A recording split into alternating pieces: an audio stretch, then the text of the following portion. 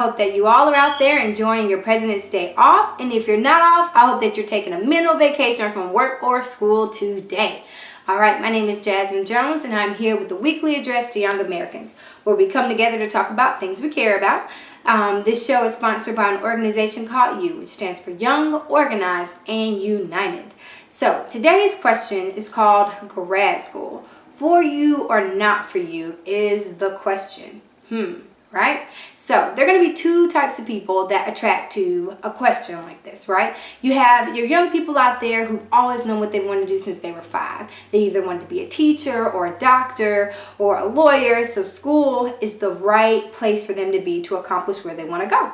But then there are other people out there that may be in the I don't know what I'm doing zone, right? And that zone is very real, and so when we think about where we need time and space to make those decisions or to figure out our next step, school seems like the best productive hiding space for us to be in, right? So what I want to do today is for those of you guys that are in that space, which I definitely understand because a lot of us have been through it and are still questioning whether school is the next best step for us, I want us to consider 3 big questions that we can ask ourselves that'll make us really make the best decision for us. The 3 questions are the why, the when, and the how. All right, so we're going to start with the why. So this is like the money question here, right? You have to understand and ask yourself, why are you going to grad school, right? Like, what is it that will make you be fulfilled by taking this next step to go there? So I'm going to tell you a little story that'll kind of shape what I mean by the why.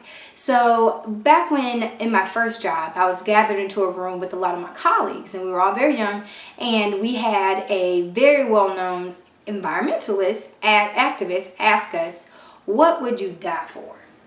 Okay, so that question was real deep, right? Like, I'm like, what is he talking about, right?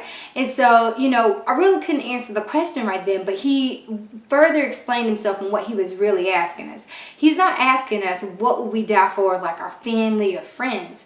He was asking us, what cause out there would you die for? As in, what cause means so much to you that you would give your life, your energy, and your thoughts to really make it the best thing or merely take it to the next level, no matter what it is. No matter if it's poverty, no matter if it's your family, like what cause is out there for you. And so that's really what I mean by the why. And just taking the time as young people to figure it out, what is our why? And seeing if whatever that is, if grad school really can help you get there, or whether it's further experience, right?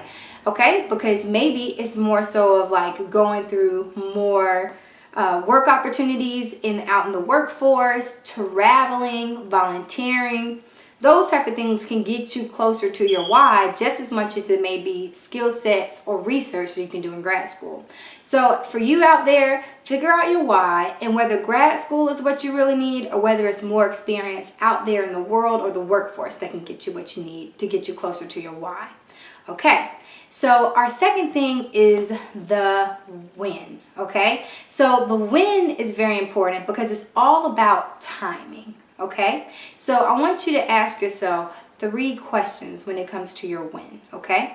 So the first question I want you to ask yourself is, when is the best time for you to transition over to grad school, right? So is it right now? Is it tomorrow? Is it next week? When is the best time for you to be able to transition out of the workforce or your current situation over into grad school? And that makes a big player. There are a lot of people who are affected by you making the decision, whether it's your families, your loved ones, your job.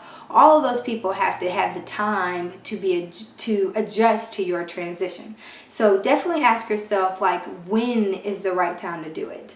The second thing is, when's the GRE?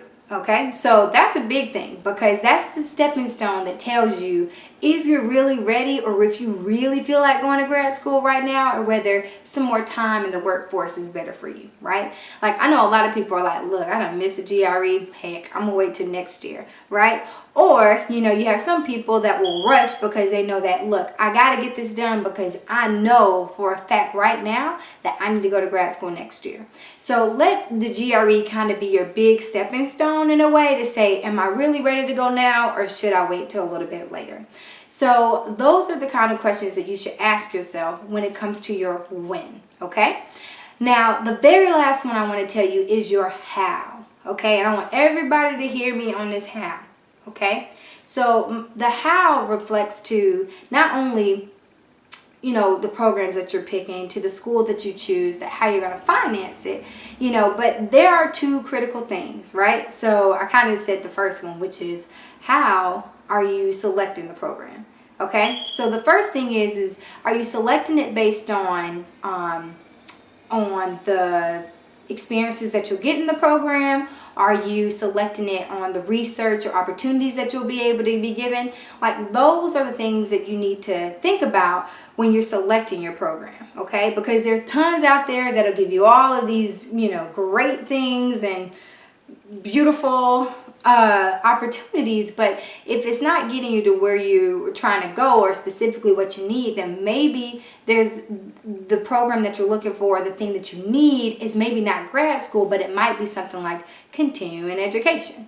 And so that's something that I really want to say right now, is for a lot of you guys that are battling this question, please consider taking some continuing education courses. There are hundreds and thousands online. You can also take free courses online on Coursera.org.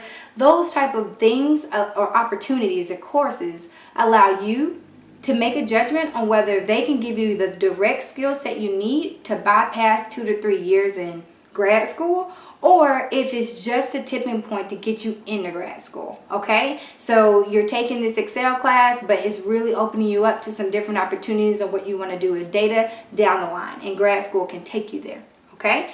So that's one thing. The second thing is how you're going to finance this thing, okay? And this is where I want everybody to really tune in on. So when you're thinking about financing your program, really, really be thoughtful about what you're paying for. We're in an age where money is a very sensitive topic, and we need to treat it with some TLC. Okay, so when you are picking your school, please pick the best value. Okay, and best value doesn't mean that this school has such a great name that it equals $200,000 worth of debt. No, best value means it's got a low tuition and it's got a very good program in comparison to the rest of the competitors. Okay, so what's so important is because a lot of people do make the judgment that grad school is the next best step, but then they enter into it paying $200,000 to $300,000 worth of tuition, but in the long run has no value to you because, maybe the program didn't give you what you needed, or maybe you chose to change a new direction in life. All those things matter, so you really want to go for the best value with the best program, because you just never really know, you never really want to invest in something that you're still in between about, okay? So hopefully you could figure out your why, your when, and your how. And with this, you can take yourself over the limit of saying, yes, grad school is the next best thing for me.